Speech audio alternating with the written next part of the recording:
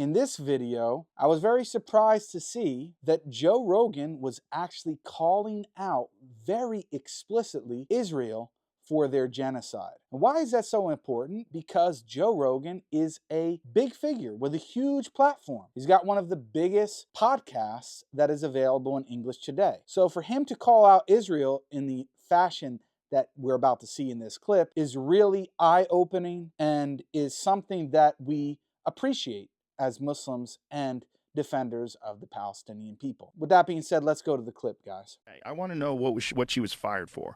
Because was it criticism of Israel? Was it, I mean, did she show that Edward Snowden video that he put up on Twitter that shows them drone bombing those kids that are, those men, I should say unarmed people that were walking towards the rubble that clearly weren't causing any danger to anybody? Yeah, right. They just bombed them. Yeah, no, it's your duty. It's just like for Biden or whoever you like, you're supposed to cover up for them. Because but the whole thing is like they're always saying they're only targeting Hamas and everybody else is a casualty. Well, if those guys are just unarmed civilians and they're walking alone, that's what they appear to be. Dresden. And you just blast them from the sky with robots. This is the tragedy of war. Yeah, this is insane. And no one knows what to think now, because if you can't talk about that, if you can't say that's real, then you're saying that genocide is okay as long as we're doing it.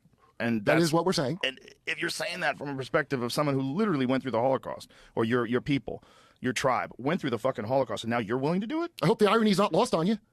It's so nuts. It's so hard to imagine that someone, where a culture, like a country was like officially founded in, what, 47? 48. 48? Okay, officially founded.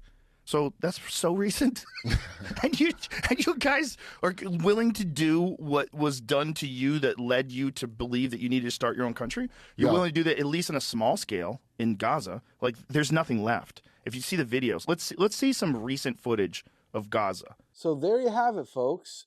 Joe Rogan is explicitly accusing Israel of committing genocide. And he gives a few examples of how they are targeting innocent civilians and how it's been caught on camera. And yet the Israeli government and the IDF are still trying to convince the public, still trying to convince the Westerners that no, they're just trying to attack Hamas. They don't want to harm innocent civilians. We're not buying it. Nobody's buying it. And Joe Rogan is actually calling that out. And then he points out how ironic this is, how ridiculous this is. That so-called Israel, who was only founded in 1948, after an attempted genocide, and a genocide was taken out against the Jewish people, they turn around and they all come in droves eventually to the land of Palestine, kick out people from their homes, kill and attack innocent civilians, including women and children and infants, after what had just taken place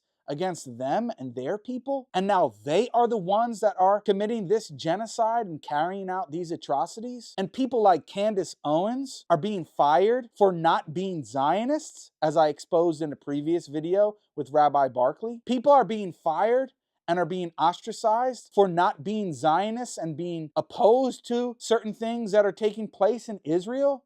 Not even being full-blown anti-Zionists, but just questioning what's happening in the land of Palestine and the measures that so-called Israel is taking. Just questioning that can get you fired from your job. Imagine that.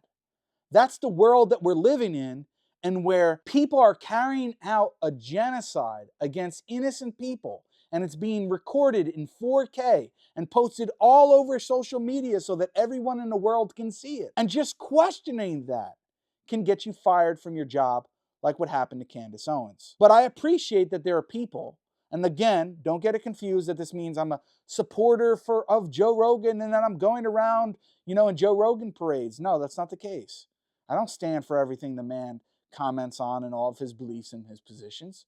But I give him the credit for calling out the Zionists, for calling out the genocide and atrocities that are taking place in the land of Palestine. So I would like to applaud Joe Rogan for using his huge platform to do that and giving us the ability to amplify that on our small and current platform, Political Alchemy.